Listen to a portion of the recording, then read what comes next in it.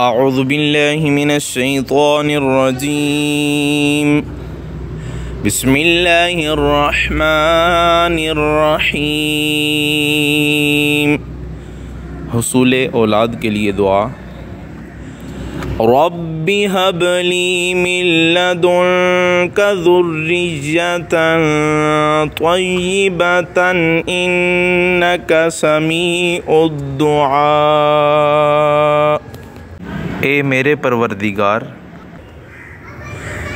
अपनी कुदरत से मुझे नेक औलाद अता कर, बेशक तू ही दुआ सुनने वाला है।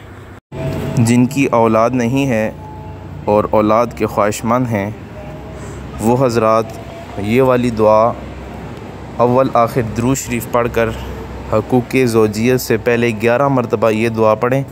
उसके बाद हकूक़ ज़ौजियत अदा करें। इंशाअल्लाह अल्लाह ताला करम फरमाएगा, उन्हें नेक औलाद अता फ़रमाएगा।